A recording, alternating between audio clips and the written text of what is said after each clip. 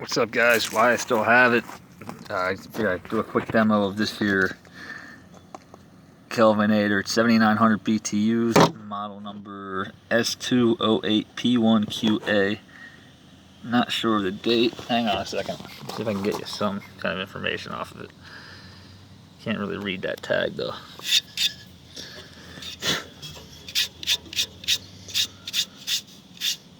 Looks like K1878, so it's a Tecumseh, so that would mean, what's K?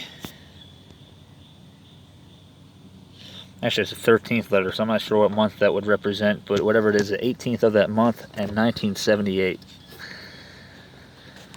Anyway, let's hear it. High fan. Makes some noise on high, but it ain't that on low.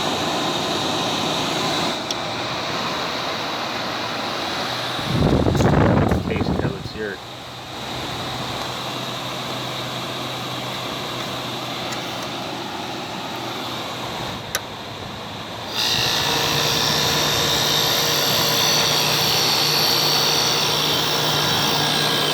Chassis is a little bit steep, but it's usable and savable.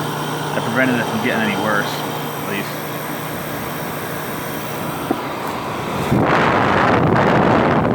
It's already blowing cold. It's getting colder. The evaporator.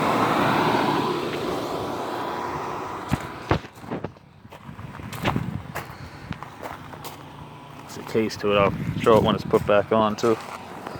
There's one grill, and there's the other grill. So there's two grills for it. Alright, like I said, freaking basic, right to the point, and about as simple as and as uninteresting as it can possibly get. But it works, and it blows cold. So although it doesn't really do nothing for me, and it's very simplistic, their design still got the job done and still proved to be reliable.